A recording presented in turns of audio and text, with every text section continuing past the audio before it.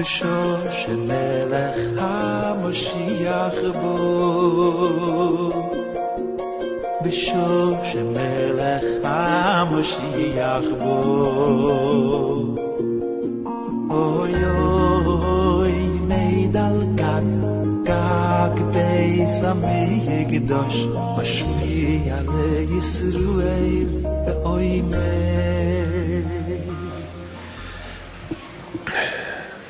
Birshot Morav et Rabotai, avec la permission d'Hachem, nous approchons deux événements. La fête de Rosh Hashanah et la préfète de Rosh Hashanah, la Hiloula du Tzaddik Akadosh Rabbi Haim Pinto, qui se fait à Essaouira, au Maroc. Avec les deux Akadosh Baruch Hu, toujours on sait, toujours à cette période, toujours il y a des événements au Moyen-Orient, des événements toujours, une fois ceci, une fois cela, mais avec les Dachem, toujours cette Hiloula, elle se passe bien, avec les deux Akadosh Baruch Hu, parce que le Tzaddik lui-même, il est là, et on a la Emouna et la confiance que tout se passera bien, Be'ezat Hashem. Mes amis, ce cours de Torah, il est dédié à la mémoire de Serge Benatar, Zichrono Livracha, celui qui était l'auteur de le journal L'Actualité Juive, qui nous a quittés soudainement après une longue maladie. Que Dieu repose son âme en paix. Amen. Sachant très bien que nous avons une grande reconnaissance vers lui pour toute l'actualité qu'il a portée aux Juifs, à la communauté, donc que son âme repose en paix. Amen. Et nos condoléances à toute la famille Benatar.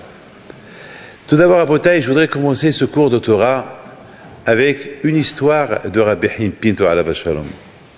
Étant donné que cette semaine, nous sommes la veille du départ du Tzaddik chez lui, et nous avons une grande reconnaissance vers lui chaque fois qu'on l'implore, chaque fois qu'on l'appelle, qu'on appelle son mérite, chaque fois qu'on allume une bougie, chaque fois qu'on prie par son zéchout, il est là, il nous répond. Alors, je voudrais vous raconter une histoire. Et c'est comme ça, mes amis, que je vais commencer le cours de ce soir. Vous savez très bien que Rabbi Haim Pinto alav shalom, celui qui est enterré à Essaouira, il avait 12 ans lorsqu'il est venu à Essaouira. 12 ans.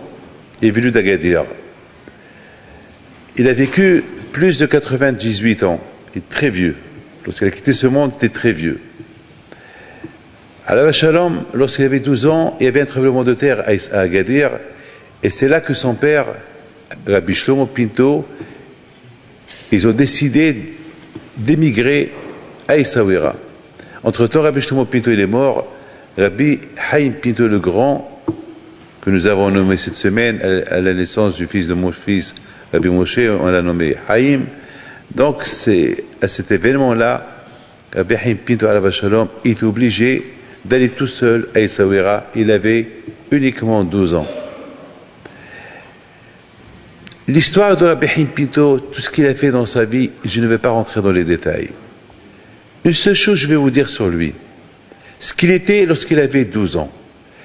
Et par rapport à ça, je vous laisse vous seul juger qu'est-ce qu'il était plus tard lorsqu'il était âgé. Mais maintenant, voyons qu'est-ce qu'il était lorsqu'il avait 12 ans. Lorsqu'il avait 12 ans, il est arrivé à Essaouira, il ne connaissait personne. Il ne savait pas où aller. Le seul endroit où il a trouvé où se réfugier, une synagogue. Quelqu'un qui est perdu à Paris, il ne sait pas où aller. Eh bien, il va à une synagogue. C'est là-bas qu'il va demander, parce que c'est là-bas qu'il va demander à des gens ce qu'il doit faire. Rabbi Haim Pinto était perdu. Et ce soir-là, il rêve son père, Rabbi Shlomo Pinto. Il lui dit, mon fils, réveille-toi. Rabbi Haim Pinto, il se réveille, il voit son père devant lui. Rabbi Shlomo Pinto devant lui. Est-ce qu'il a eu peur? Il n'a pas eu peur. Si nous on voit un mort en face de nous, on va crever de peur.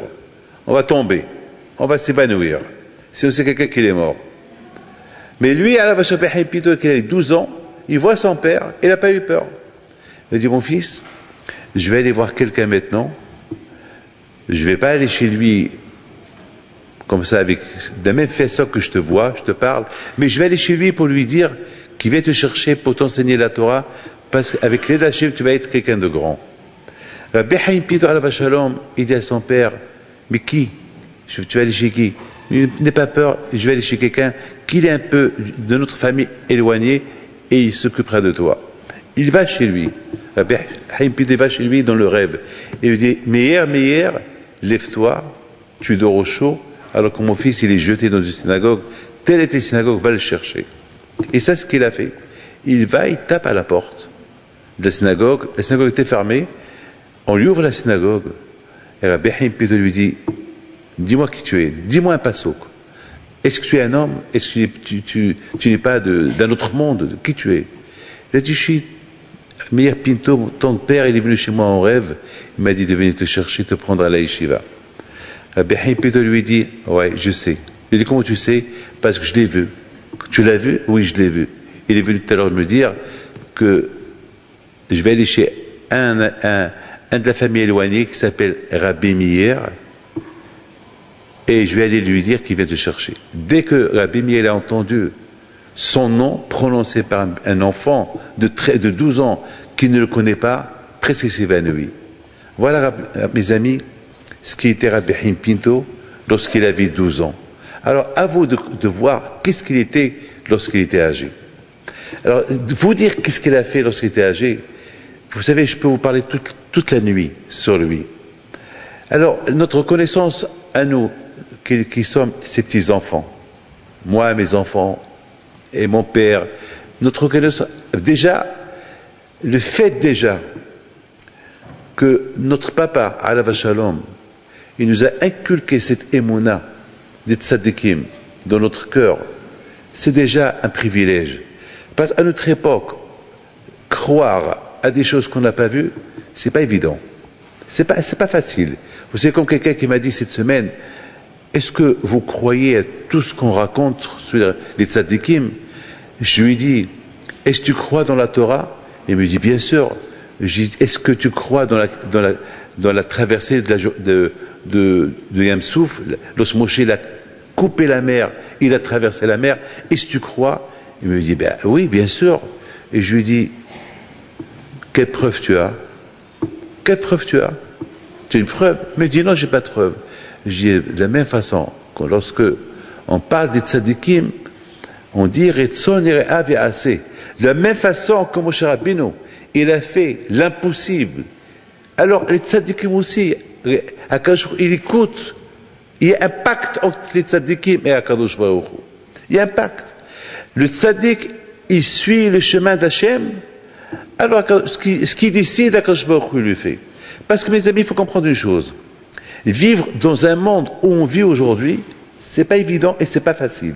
Et lorsqu'on vit dans un monde où on vit aujourd'hui, alors lorsqu'on implore Hachem, on demande à Akadosh Baruch Hu quelque chose, alors Akadosh Baruch Hu il écoute.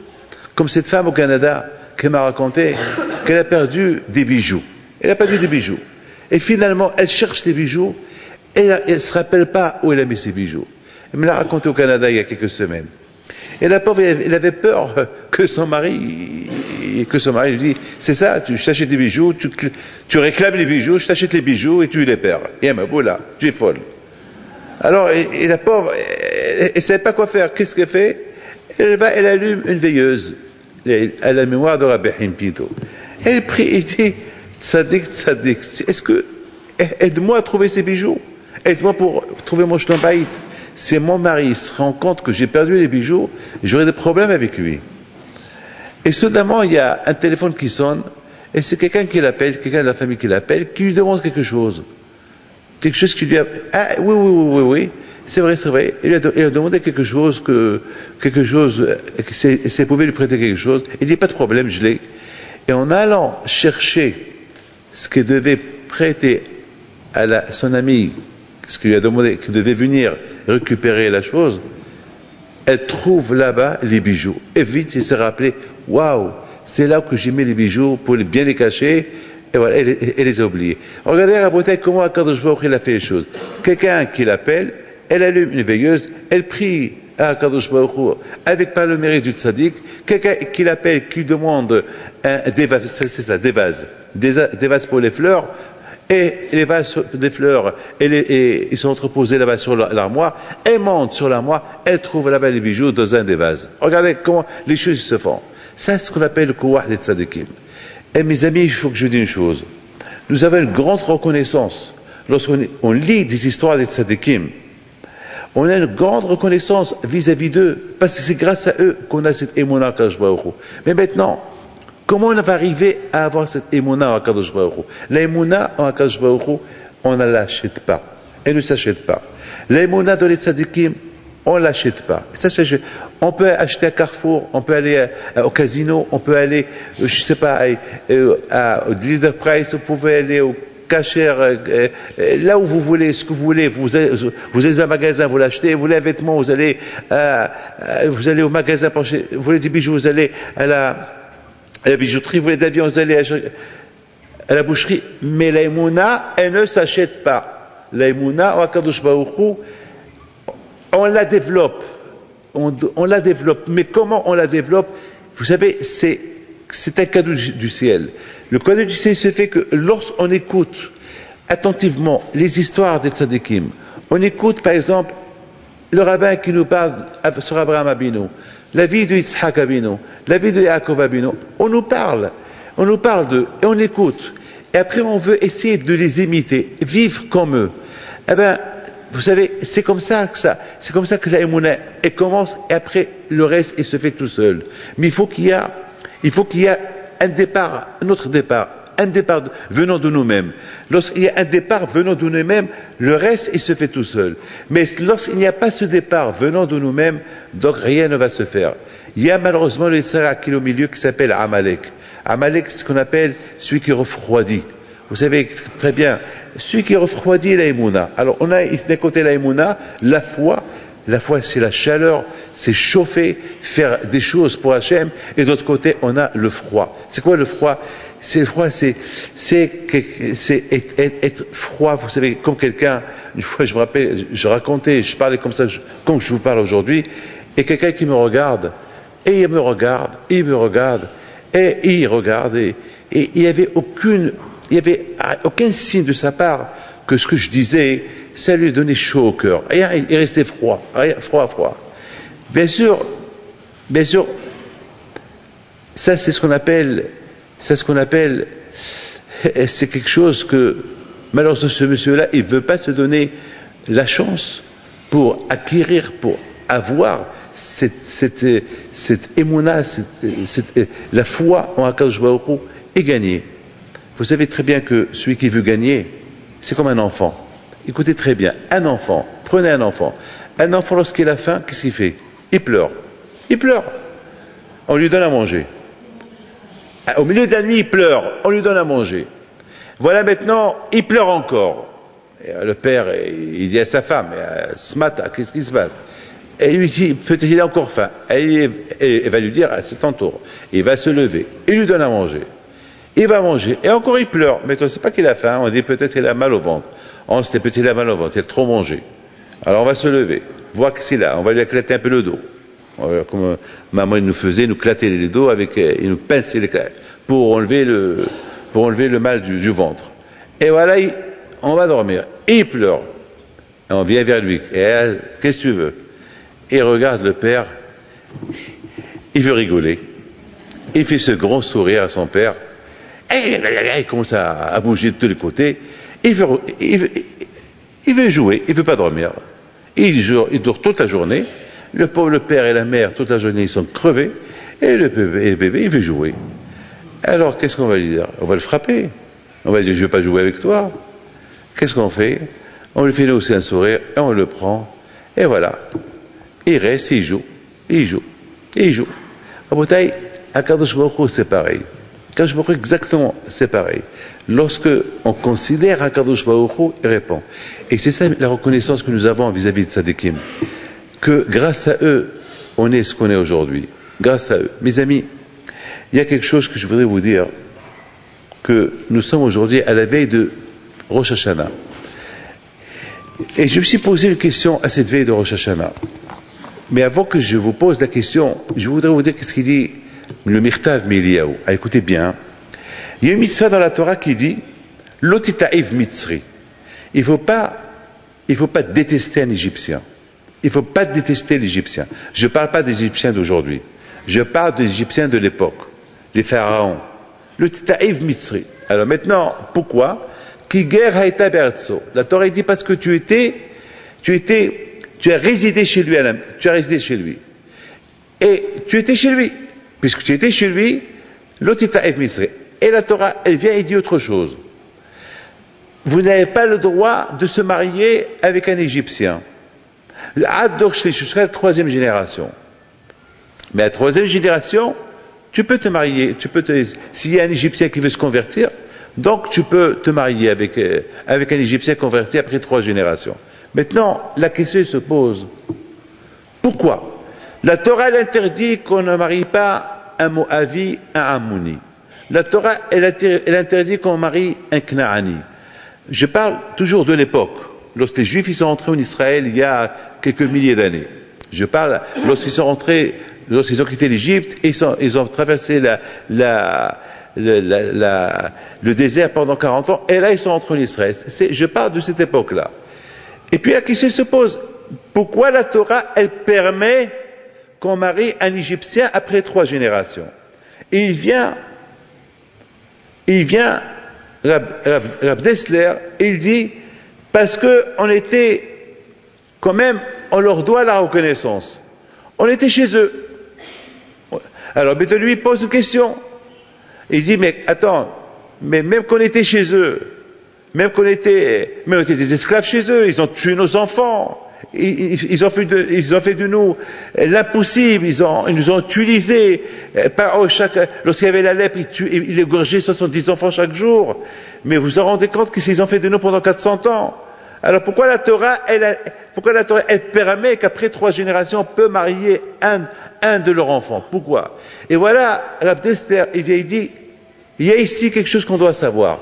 Il y a ici un Karatatov. C'est comme un Karatatov, la reconnaissance. Même qu'on a souffert en Égypte, même qu'on a beaucoup souffert en Égypte, et même que Paro, il a fait de nous ce qu'il voulait, mais le fait qu'on a habité chez eux, on était chez eux, c'était un pied à terre. On était là-bas. Alors, par rapport à ça, il faut, Hachem, il leur a donné la chance qu'après 3 générations, on peut marier un Égyptien. Écoutez bien ce que je vais vous dire. Lorsque la semaine dernière, on a pèleriné les tzadikim en Ukraine, je vous donne la parole d'honneur. Et Hachem, il dit, moi ce que je vais vous dire. Lorsqu'on allait à gauche et à droite, on allait à minuit, à 1h, à 3h du matin, à 4h du matin, pendant 3 jours on n'a pas dormi, 3 jours on ne sait pas, 3 jours on était avec les mêmes vêtements, on était dans le même bus, on mangeait n'importe quoi, mais on avait le plaisir d'aller pèleriner les tzadikim. Et chaque fois, je vous dis la parole d'honneur, chaque fois que on a lu quelques mizmorim, on a prié un peu sur le tombeau d'un tzaddik, on quittait le cimetière, on quittait le tzaddik. Parfois il y avait des tzaddikim qui sont enterrés dans le désert, mamash dans le désert. Et je crois que je me demandais, mais qu'est-ce qui fait ce tzaddik-là en plein désert, en Ukraine, en Russie? Mais qu'est-ce qui se passe? Mais à Kolpani Rabotai, une fois qu'on a terminé, on se sentait allégé, on se sentait bien.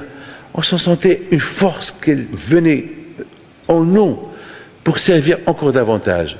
Lorsqu'on a été prié chez le Rabbi Mikotsk, un grand tzaddik, Rabbi Menachem Mendel Alav Shalom, à Cohen, qui était le Rebbe de Hidushei Harim, un grand tzaddik, lui, sa chita à lui, la façon comment lui, il a servi le bon Dieu, c'est pas en donnant des cours de Torah, comme je suis en train de vous faire aujourd'hui. Avec la façon comment il priait. Jamais presque il parlait à ses chassidim. Presque jamais il a donné un cours de Torah. Mais les gens, ils venaient le voir comment il priait à Kadosh Baruch Hu. De la façon comment il le voyait prier à Kadosh Baruch Hu, les gens pleuraient. les gens, ils apprenaient. Une façon, il y a des gens, chaque tzaddik, il a une manière, comment lancer le message, comment s'approcher à Kadosh Baruch Hu. Et on leur doit beaucoup. Il y a des tzaddikim par les histoires à eux, il y a des tzaddikim qui ont laissé ni écrit ni rien, comme mon père. Mon père, il a écrit, il a laissé ni Torah ni rien du tout. Même Rabbi Chaim Pito le grand, et même Rabbi Chaim Pito le petit. On n'a pas beaucoup sur eux.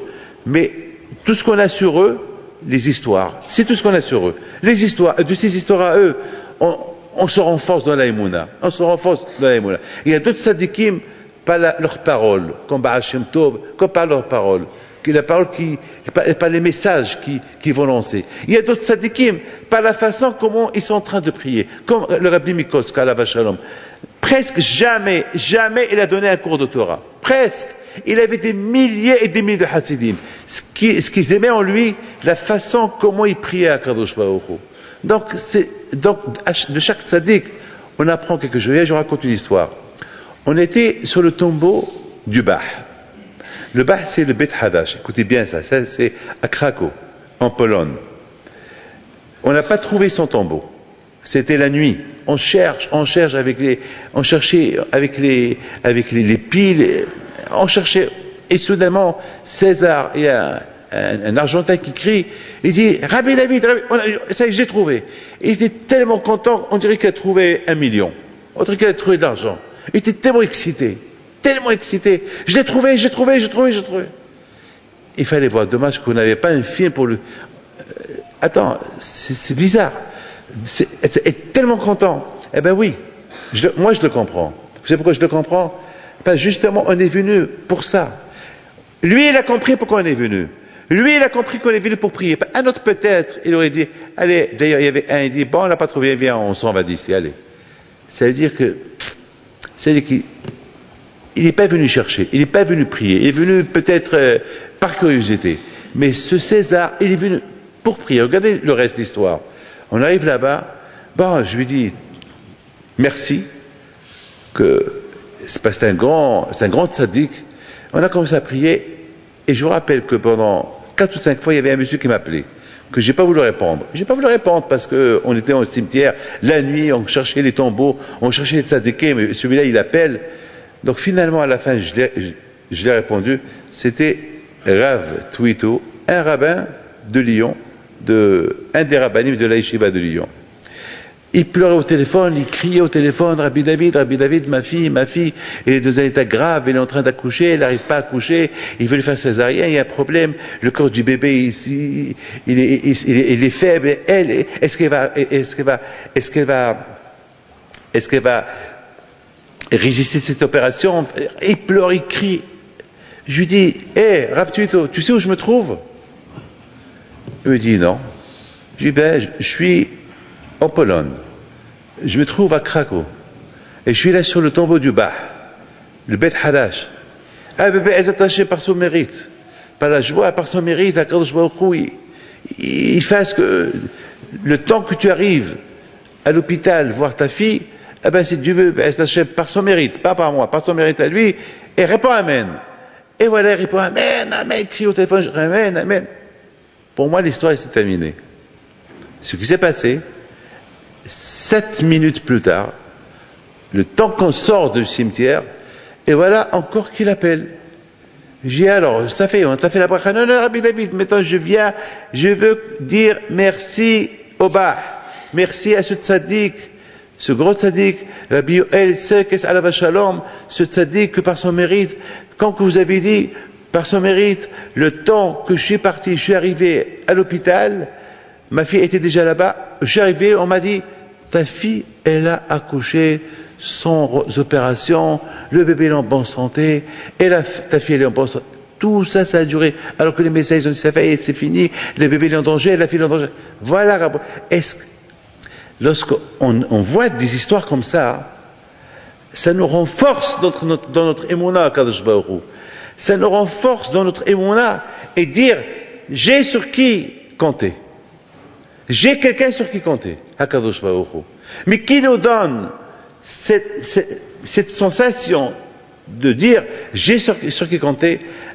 Lorsque mes amis, on apprend des tzadikim, comment vivre, ce qui nous renforce dans notre émouna, et lorsqu'on se renforce dans notre émouna, alors, Rabotai, il ne reste qu'une seule chose. Être. Et c'est quoi la reconnaissance? Maintenant, je vous parle de la reconnaissance des tzadikim. On reconnaît aux tzadikim, on leur est reconnaissant pour ce bien-être, pour cette émouna qui nous donne, cette force qui nous donne. Mais la reconnaissance, qu'est-ce qu'on peut faire pour eux? Eh bien, lorsque je dis je suis reconnaissant, si je dis le mot je suis reconnaissant, ça veut dire, c'est pareil qu'avec le mot je suis reconnaissant que je vais être reconnaissant. Au moins, le fait que je le dis, ça veut dire quelque chose. Mais il y a autre chose. Faire quelque chose. Faire quoi? Eh bien, essayer de les imiter. Être un peu comme qu'ils étaient. C'est ça la vraie reconnaissance. Vous voyez, Rabotai, combien Hakadosh Baruch Hu, il est extraordinaire. Hakadosh Baruch Hu, il demande à Am Israël, ces Égyptiens-là qui vous ont accueillis pendant 400 ans, même qui vous ont tué, même qui vous ont fait, vous ont rendu des esclaves, ils vous ont fait de vous des gens esclaves, vous êtes sortis de l'ère d'être un être humain, comme qui dit Eben Ezra. Malgré tout, n'oubliez pas, vous avez résidé chez eux. Avec tout le mal qu'ils vous ont fait, vous avez résidé chez eux. Alors vous imaginez, mes amis, quelqu'un qui m'a fait tellement du mal, et parce que j'ai résidé chez lui, je lui dois quelque chose, une petite reconnaissance en moins. Vous imaginez Hakadosh Baruch Hu, qui fait de moi, qui me donne la vie, qui me donne tout ce que je désire, combien je lui dois être reconnaissant. Mais, mes amis, je voudrais vous poser une question. Et la question que je vais vous poser, c'est la suivante. Quelle est la raison qu'aujourd'hui, on a un problème avec le bon Dieu? C'est quoi le problème? On ne sent pas la fête de Rosh Hashanah. Voilà, Rosh Hashanah, elle approche. Cette semaine, j'entends quelqu'un, deux femmes qui parlaient. Ils ont tellement parlé à haute voix, l'autre je recevais les gens, et l'autre il dit à sa copine, et ces grenades? T'as trouvé les grenades? L'autre lui dit, ouais, ils sont un peu vertes. Encore des grenades. Mais il n'y a pas des grenades rouges, délicieuses, qu'on peut faire un jus après la fête. Et dans ma tête, j'écoute.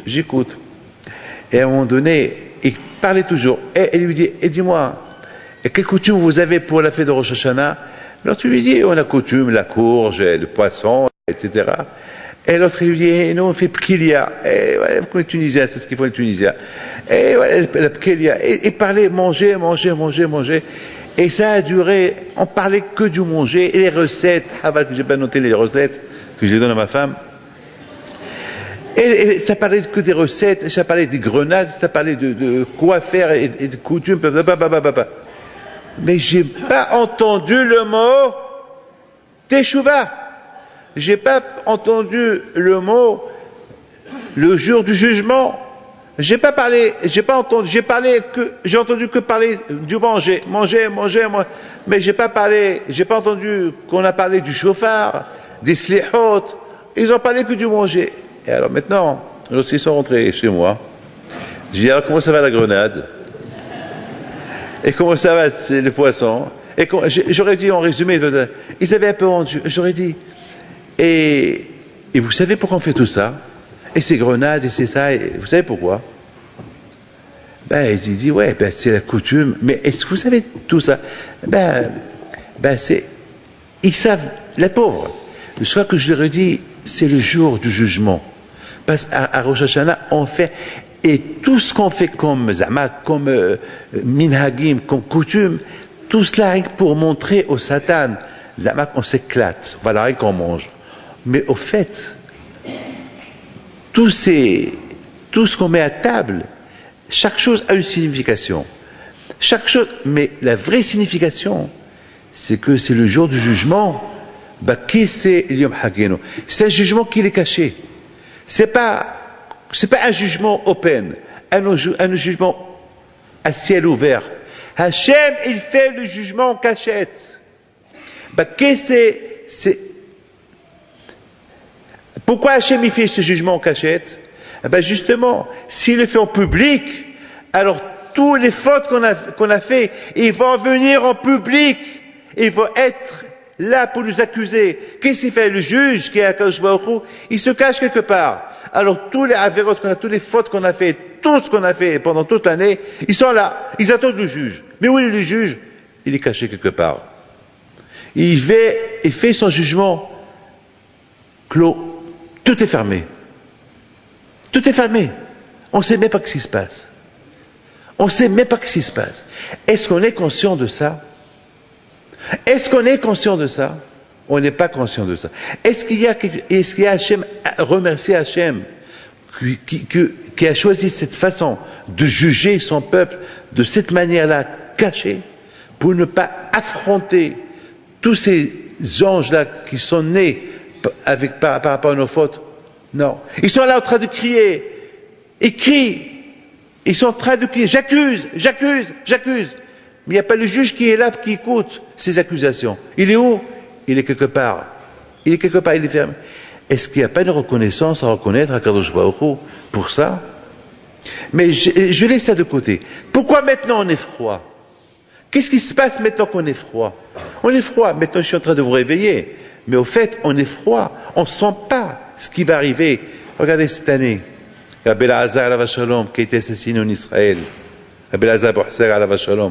Regardez ces guerres. Regardez combien, au 19e, combien de jeunes ils sont morts. Regardez combien des accidents, combien de zérotes on a eu cette année, combien des choses terribles on a eu cette année.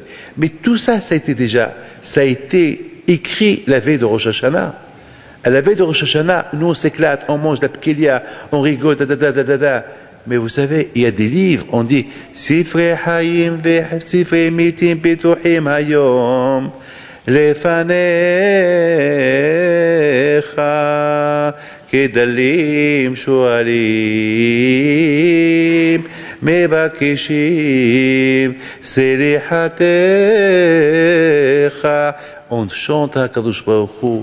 On implore Hachem, on sait Hachem, les livres de la vie, les livres de la mort, ils sont ouverts devant toi, Kadosh Baruch Hu. Et toi, Kadosh Baruch Hu, pardonne-nous. Ouvre tes yeux. Regarde, c'est pas de ma faute. N'écoute pas ces malachim, ces anges, ces tzara, ces accusateurs, ceux qui sont en train de nous accuser, qui sont en train de crier, j'accuse, j'accuse, j'accuse, j'accuse. Ne les écoute pas. Et pitié de nous, on est après tout. Mais Akadosh Baruch Hu, il est super, il est content. Mais est-ce qu'on est reconnaissant à ça? Est-ce qu'on est reconnaissant? C'est ça le problème. Est-ce qu'on est reconnaissant? Maintenant, Rabotai, je ne parle pas de ça. Venons. Pourquoi maintenant on est froid? Vous savez, la réponse, elle est quoi? C'est parce que, malheureusement, vous savez, Hachem, il nous demande une chose à Rosh Hashanah. Shofar. C'est quoi shofar?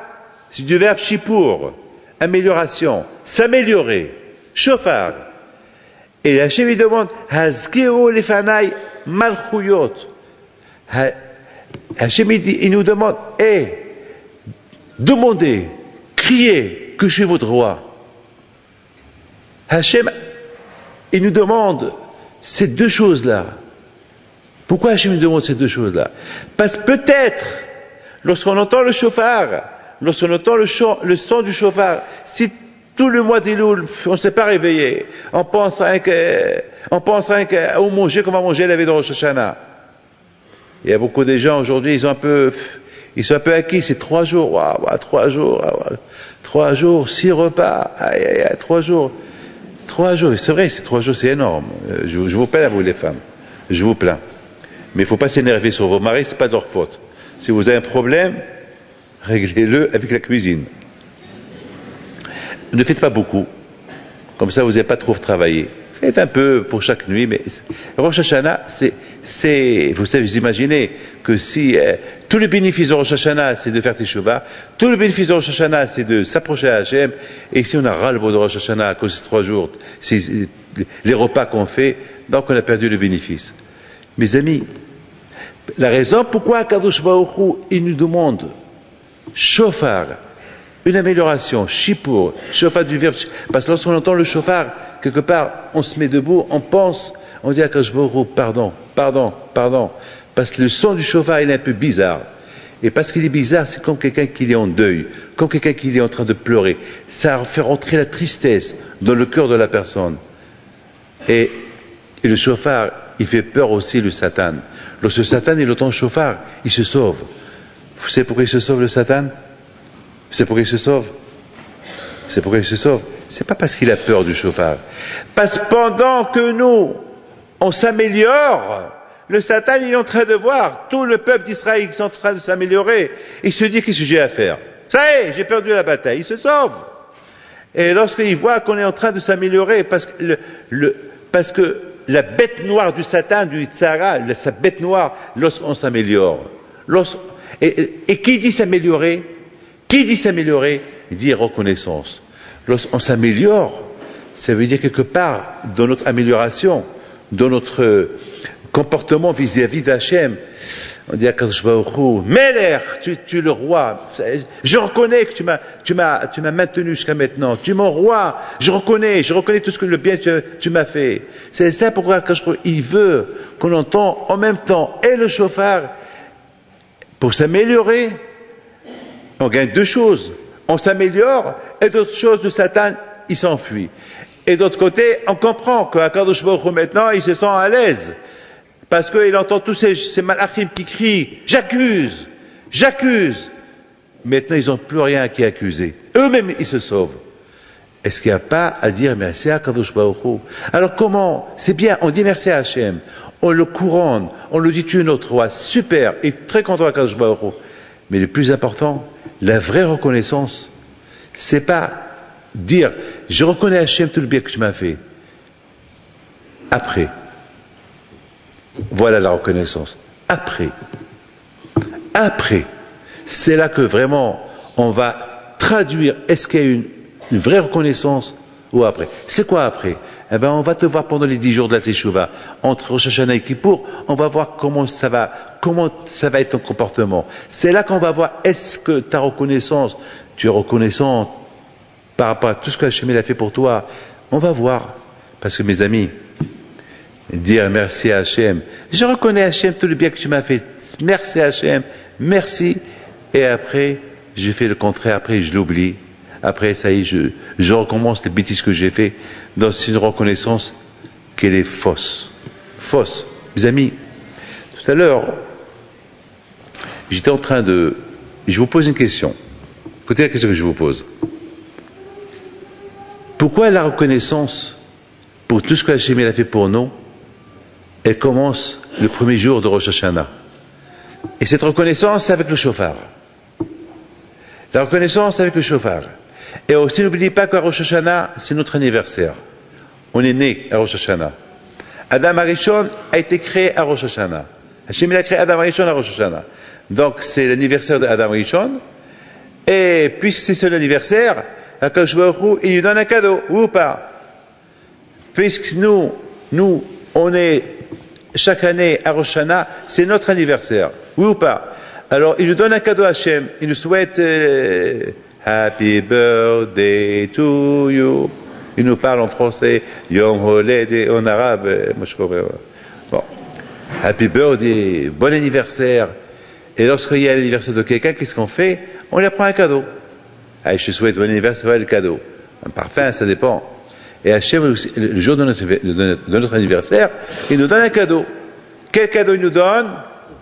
La vie, la santé.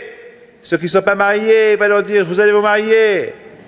Ceux qui ne sont pas des enfants, il leur dit, Happy birthday to you, je vous donne des enfants. Et ceux qui sont loin de la Torah, ils approchent, ils font, Hachem leur dit, bon anniversaire, voilà, je vous donne, je vais vous ouvrir le cœur. Voilà, je vais t'ouvrir un peu plus tes yeux pour me connaître davantage. Donc, très bien. Donc, d'un côté, HaKadosh Baruch Hu, il nous donne un cadeau le jour de notre anniversaire, qui est à Rosh Hashanah. Mais n'oubliez pas que à Rosh Hashanah, c'est l'anniversaire d'Hachem aussi. Parce que à Rosh Hashanah, c'est la fête du trône. Et pour la fête du trône, parce qu'on appelle, on l'implore, on dit Melech. Hamelech HaKadosh, Hamelech HaMishpat, c'est le jour de son anniversaire aussi. C'est la fête du trône. Et qu'est-ce qu'on va lui offrir? Eh bien, la Teshuvah, la reconnaissance. C'est tout. C'est pas de cadeau Hachem, on lui donne pas de cadeau. Le cadeau qu'on lui donne, Hachem, je reconnais tout ce que tu as fait pour moi. Je t'en suis reconnaissant. Merci Hachem. Voilà, j'en suis reconnaissant à Kadosh Baruch pour tout ce que tu as fait pour moi. Merci Hachem. Vous savez, Akash, il est super content. Hachem, il adore, c'est le plus beau cadeau des cadeaux que Hachem il peut accepter d'un être humain, avec tous les millions de cadeaux que Hachem. Vous savez combien Hachem des cadeaux il donne? Lorsqu'on dit le mot la vie, parce que n'oubliez pas une chose, le cadeau d'Hachem, la vie qu'il nous donne, elle se renouvelle chaque année. Chaque année, elle se renouvelle. Chaque année, elle se renouvelle. Ça veut dire que maintenant, pour l'année prochaine, on ne sait pas si on vit ou on meurt. C'est la veille de Rosh Hashanah que ça va se décider. Ça veut dire, voilà, c'est un cadeau. Et ce cadeau d'une année, c'est pas une année, c'est une année divisée, multipliée par chaque seconde. Je vous donne la parole d'honneur. Hier j'étais à New York. Il y a un monsieur qui est venu chez moi. Il m'a montré la photo de sa fille. Il m'a dit, je suis venu dire merci à Hachem. Je vous donne ma parole d'honneur. Je suis dans la synagogue sainte. Je vous raconte une histoire émette. Je lui dis, qu'est-ce merci? Il me dit, Rabbi David, en Floride, ma fille, elle s'est éloignée, elle est morte, elle était sans vie pendant 3 minutes. Ils ont tout essayé, les médecins, ils ont dit, elle est morte, elle est morte, elle est morte. J'ai commencé à crier. C'est la deuxième fois dans ma vie que j'entends cette histoire-là. Une histoire, je l'ai entendue l'année dernière avec quelqu'un de Brooklyn. Hier, je l'ai entendue avec quelqu'un de Floride. Hier, une autre personne. Elle était morte. Et il a fait Shema Israël. Il pleurait Hachem. Pourquoi? Comment va passer Rosh Hashanah? Comment va passer? Ça s'est passé pendant ses vacances. Le médecin, il ne pouvait que dire, elle est morte. She died. Ils l'ont couvert. Une fille de 2 ans. 2 ans. Elle est tombée dans la piscine, elle s'est noyée. Et soudainement, elle se lève. Les médecins lui ont dit, bon, c'est le miracle. Mais 100%, elle est folle. 100% son cerveau, il est touché. Parce que l'oxygène n'est pas... pendant qu'il était dans le coma clinique ou la mort clinique, je ne sais pas, vous savez, les termes médicaux, je ne peux pas vous les dire, je les ai oubliés. Mais tout ce que je peux vous dire, c'est que le cerveau ne va être pas... Bon, ils l'ont pris à l'hôpital. Ils ont fait tous les traitements. Et voilà, à un moment donné, la fille, elle voit son père.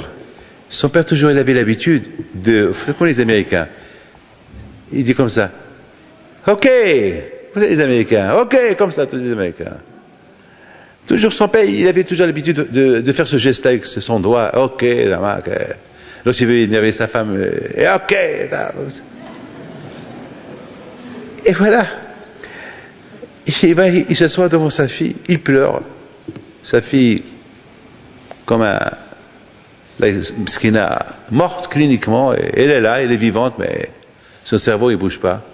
Et soudainement, elle regarde son père, elle regarde bien son père, et lui dit, OK! Le père, il lui dit, Sandy, you're alive? Tu es vivante? Il lui répète encore, Yes, Daddy, OK! Et voilà. Ce monsieur-là, combien il doit être reconnaissant à Kadosh Baruch Hu?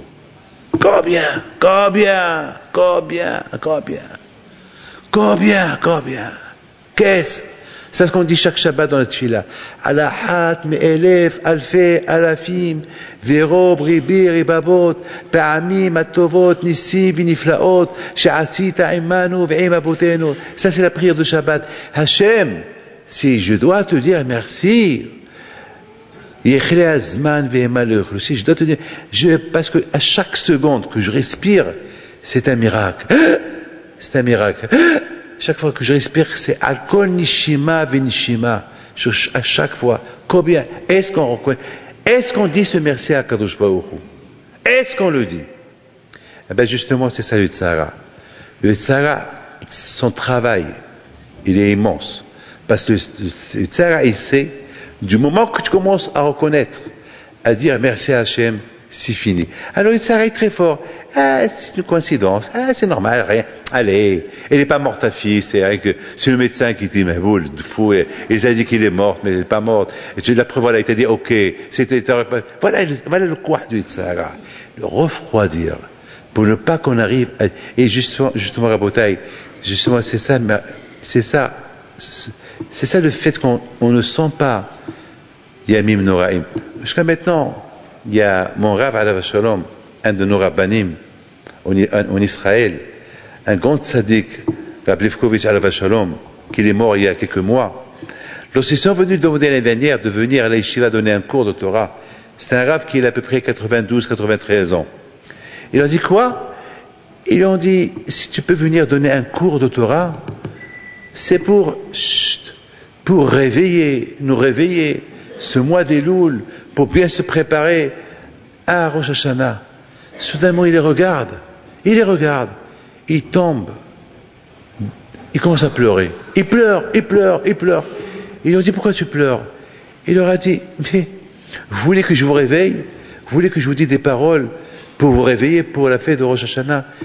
Est-ce que moi je suis réveillé? Est-ce que je ne sens même pas que le jugement il approche? Je ne sens même pas. Alors si ce tzaddik il a parlé comme ça, qu'est-ce que nous on a à dire? Malheureusement Rabotai, bien sûr je pense que lui c'est un grand tzaddik. Peut-être il a fait ce geste-là pour le réveiller. C'est son style pour réveiller. Vadai que lui comprend. Vous savez qu'Abbi Saïd Salanter, on raconte sur lui qu'il avait une très belle écriture. Mais pendant le mois d'Elul, il écrivait très mal. Pourquoi? Parce que la peur du jugement, la peur de l'approche de Rosh Hashanah, ça lui faisait peur. Ah maintenant, je parle de nous. Pourquoi nous on a peur? Vous savez pourquoi? Le matin, on se réveille. Dès qu'on se réveille, qu'est-ce qu'on dit? Modé. C'est quoi modé? Merci. Je reconnais. Modé, je reconnais. Ani modé. Je reconnais devant toi Hachem, et merci Hachem de l'âme que tu m'as rendue. Je reconnais. Reconnaître. Mais comment on dit ce modé-là? Un modé, on le dit à 99% endormi, on le dit.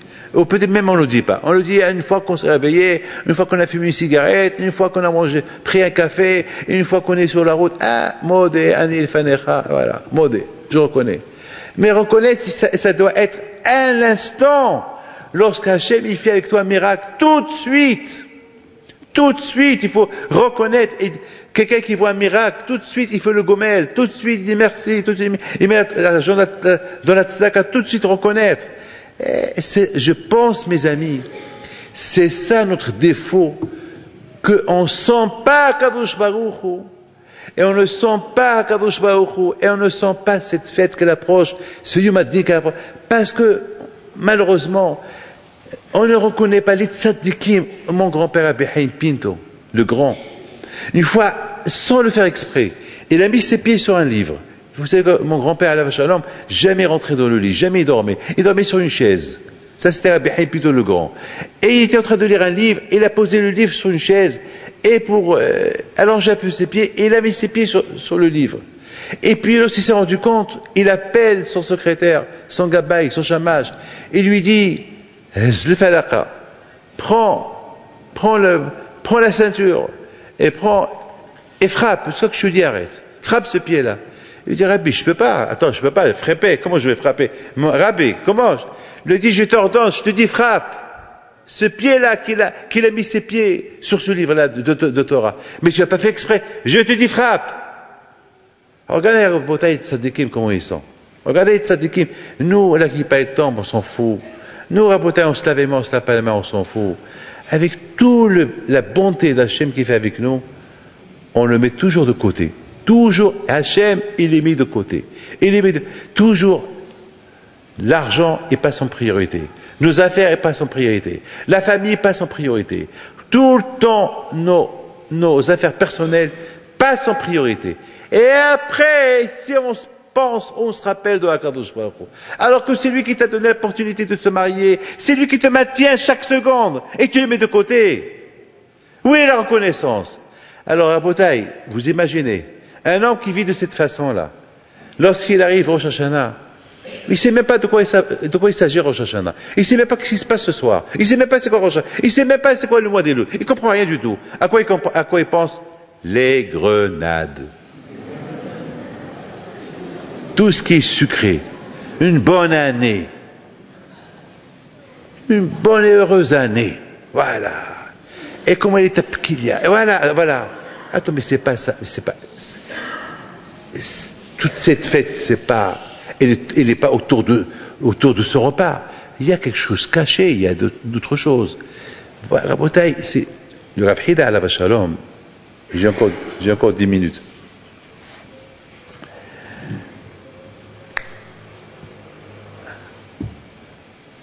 Rav Hida alav shalom, je ne vais pas vous dire des choses très dures, mais tout à l'heure j'ai pris un livre de Rav Hida alav shalom. Voilà, je l'ai ici. N'oubliez pas, avant que j'oublie de vous dire, la semaine dernière, j'étais à Lublin. Je ne devais pas aller à Lublin. On l'appelle Lublin. Et il y a là-bas un camp de concentration qui s'appelle Majdanek. Et je voudrais, par part d'honneur, visiter ce camp de concentration où ils ont tué 1 million de juifs à part Auschwitz. J'ai pris plein de photos. Des photos à côté des fours et des photos à gauche et à droite. J'ai remarqué une chose. Vous savez quoi? J'ai remarqué que lorsque je visitais avec le groupe avec qui j'étais, tous les touristes qui étaient là-bas me saluaient. Vous imaginez à Paris, que je marche à Paris, les gens qui me saluent, les gens me revoient et voient un barbu avec une barbe blanche, ils se demandent même d'où ce monsieur est descendu, d'où il vient. Peut-être il rigole, ou des gestes. Oh, tu vois les gens qui pousse l'autre avec son bras. Hein? Regarde ce qui est là-bas. Voilà. Ça, c'est ce qu'on a l'habitude de voir toujours. Mais là-bas, hein, l'histoire, elle est différente. Parce que là-bas, ils ont vu des photos, ils sont en train de visiter où ils ont tué 1 million de juifs. Parmi eux, il y avait là-bas 300 000 barbus. Il y avait là-bas 200 000 enfants. Et il y avait là-bas 500 000 femmes et hommes, les juifs, les pauvres. Et des photos. Donc, lorsqu'ils me voient, ils voient des juifs comme moi, ils ont un peu de la peine. Ils nous font un geste de... On partage notre émotion avec vous et... Voilà. Mais c'est pas fini. Ça s'est passé à Lublin. De Lublin, on va au cimetière. Non, je m'excuse, c'est le contraire. Du cimetière, on est parti visiter le camp de concentration. Mais maintenant, venons parler du cimetière.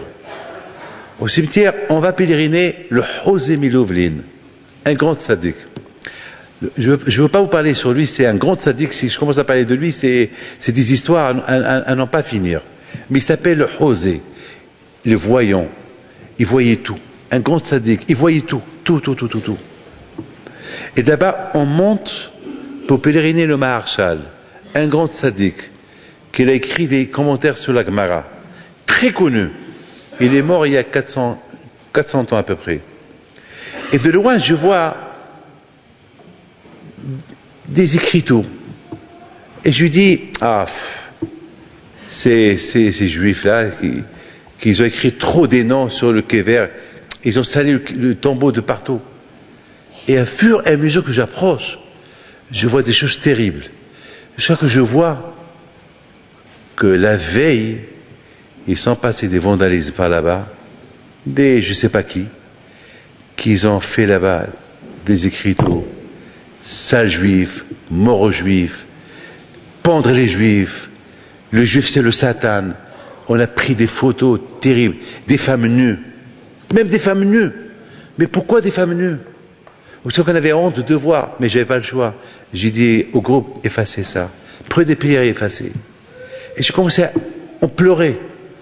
Pourquoi faire ça?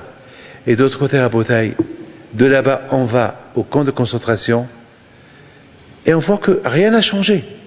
Là, il y a eu 1 million de morts. L'autre, Auschwitz, 5 millions de morts. Et comme l'histoire, on a appris l'histoire qu'on ne va plus recommencer, voilà, on nous prend en sympathie, voilà quelques kilomètres de là, de ce camp de concentration, voilà ce qu'ils ont fait sur un tombeau. Qu'est-ce qui se passe? Eh bien, il faut savoir une chose. Lorsque on ne reconnaît pas Hakadosh Baruch Hu, le pasuk qui dit Tahat Hashem Avata Elokim et Hashem Elokecha Bisma. Lorsqu'on ne sert pas Hashem avec joie, tu prépares Shabbat, je suis crevé. Et la fête, encore 3 jours de fête. Et lorsqu'on fait une mitzvah sans la joie, alors Hakadosh Baruch Hu, il n'est pas content. Ça veut dire que vous trouvez les mitzvot que je vous ai donnés comme un fardeau. Hachem, il n'est pas content. On fait les mitzvot, mais Hakadosh Baruch Hu voit qu'on n'est pas heureux de les faire. Ça veut dire, au lieu qu'on reconnaît, pas ces mitzvot que Hachem nous a donnés, pourquoi il nous a donnés? Vous croyez que Hachem n'a rien à faire? Il nous donne des mitzvot pour nous embêter, pour nous empêcher de vivre. C'est pas vrai. Ces mitzvot que Hachem nous a donnés, c'est pour penser à lui 24 heures sur 24, pour la vie qu'il nous a donnée, être reconnaissant. Par quoi la reconnaissance commence à Hakadosh Baruch Hu? En faisant des mitzvot. Or, qu'est-ce que nous on fait? On a ras-le-bol des mitzvot. Et non seulement qu'on a ras-le-bol des mitzvot, on les prend comme un surcharge sur nous. Et lorsqu'on prend des mitzvot comme un surcharge, donc, on s'éloigne de Hakadosh Baruch Hu. La seule chose qui nous fait éloigner d'Hachem, c'est lorsqu'on ne fait pas les mitzvot. La seule chose qui nous approche d'Hachem, lorsqu'on fait les mitzvot. Je termine. Il dit à Rav Hida, maintenant on comprend pourquoi ça nous arrive tout cela. Tout cela, c'est pour qu'on prenne conscience. D'ailleurs, il y avait 200-300 Israéliens qui sont venus visiter à Lublin. Ils étaient outrés en voyant tout ça.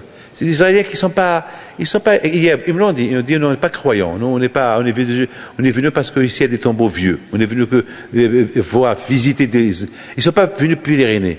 Mais lorsqu'ils ont vu ce qu'ils ont fait à ce tombeau-là, j'aurais dit maintenant à eux tous, vous voyez ce qu'ils ont fait? Vous êtes contents? Je vous donne la parole d'honneur. Ils ont dit, mais c'est pas possible. C'est pas un tzaddik qu'il est là. Un tzaddik. C'est extraordinaire. Ils sont pas religieux. Ils se donnent quelque chose qui s'est réveillé en eux. Alors je lui ai dit, écoutez, bien tous on va prier. Hachem Elech, Hachem Alach. Et tous ils m'ont suivi. Ah mais c'est extraordinaire.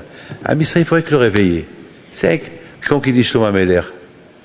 Il dit Shlomo Amelech. Ati'uni. She'ani she'harhoret. She'zafat ni Hashemesh. Il ne faut pas me voir, je suis brun, je suis bronzé, j'en souffre.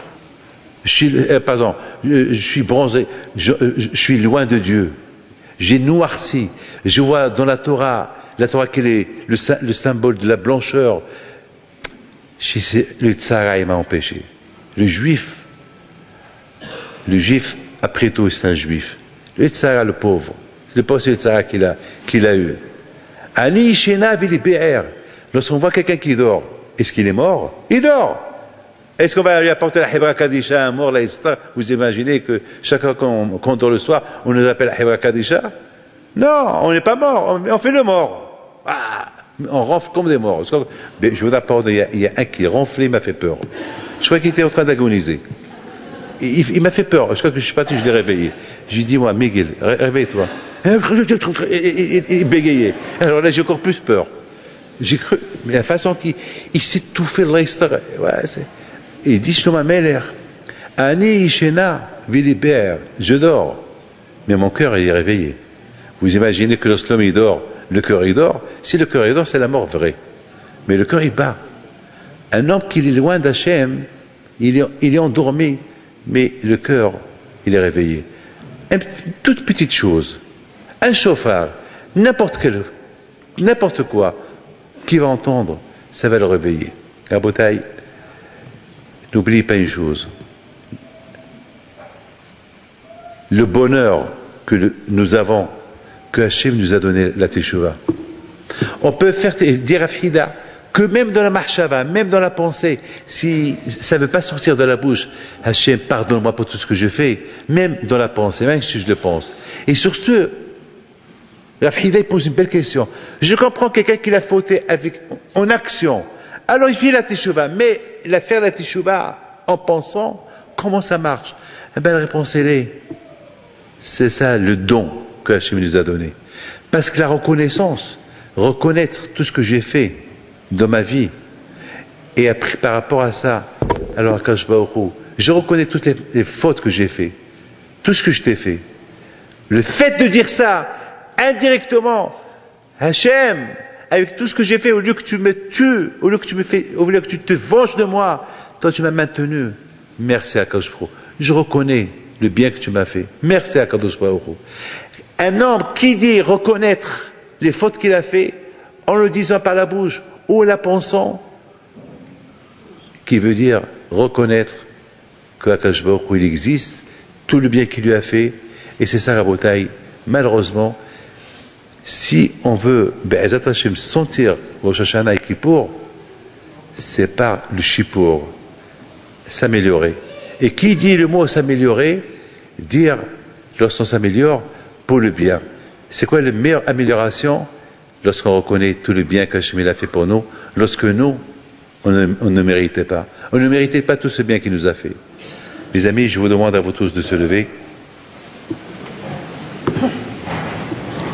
Et te donner à Rabotaï que vous êtes tous invités mercredi soir prochain à la convocation que Hachem vous a convoquée. C'est une convocation qui se fait mercredi soir prochain et jeudi soir prochain. C'est 2 jours, les 2 nuits de Rosh Hashanah. Alors, cette convocation, bien sûr, on ne peut pas la refuser, parce qu'on ne peut pas refuser une convocation venant d'un roi. Sachant qu'il y a une convocation, sachez qu'à côté de la convocation, il y a une préparation du dossier. Le dossier qu'on va prendre avec nous devant Akadosh Baruch Hu. Et dans ce dossier-là, c'est écrit Teshuvah. Hakaratov. Le chien, il reconnaît son maître. Le chien. La semaine dernière, en Ukraine, on a donné un peu de manger un os à un chien, il nous a suivis. On lui a donné un autre os, il a commencé à bouger sa queue, il n'a pas voulu nous lâcher, jusqu'à qu'on est monté dans le bus et on est parti. Alors, avec tout ce qu'Hachem il nous fait, c'est quoi Kélev? Kélev, si on calcule Kélev, Kélev, il y a Kaf Bet. Kaf Bet, c'est le chiffre 22. 22, c'est les 22 lettres de la Torah. Il y a un Lamed. Lamed, c'est l'imoud, étudier. Ça veut dire la reconnaissance d'un homme vis-à-vis à Hachem pour tout le bien qu'il lui fait, lorsqu'il prend en lui, Be'ezat Hachem, des résolutions, d'étudier la Torah, de prendre son temps, comme qu'il prend de son temps pour n'importe quoi, il prend de son temps pour Akadosh Baruch Hu. Et voir, si Hachem nous a donné, la Gemara dit, si Hachem, il n'a pas donné la Torah aux Juifs, on aurait appris du chien la reconnaissance. Reconnaître notre maître qui est Akadosh Baruch Hu. Et c'est quoi la reconnaissance vis-à-vis d'Hachem? Les mots de la Torah. Shema Israël, Adonai Eloheinu, Adonai Echad. C'est pas comme ça et plus fort. Adonai Melech, Adonai Malach, Adonai Imloch Leolam Va'ed.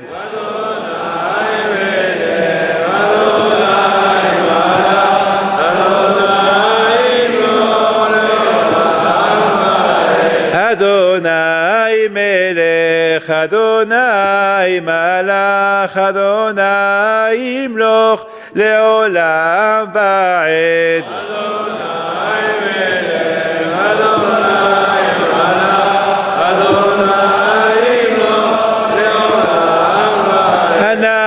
Adonai Yoshi'ana. Ana Adonai Yoshi'ana. Ana Adonai Yatzlichana. Ana Adonai Yatzlichana. Anenu Elohei Abraham. Anenu.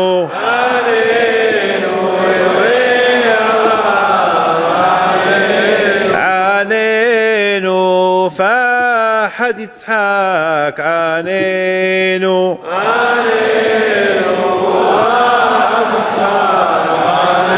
عنينو عوني بيت رצון عنينو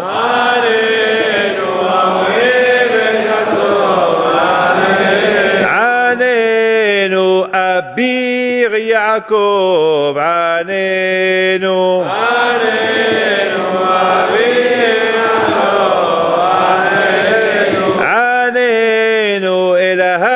ربي مئير عنينو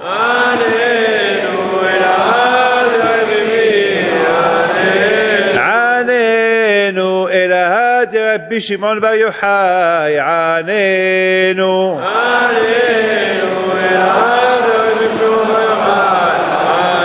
عنينو إلى هادي ربي حيم بنتو بعلى هلولا عنينو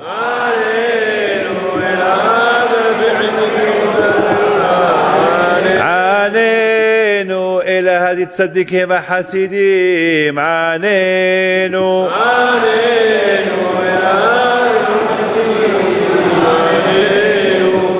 que Akadosh Baruch Hu il vous donne bracha v'atzlacha. Merci pour tous ceux qui sont dérangés pour venir à ce cours.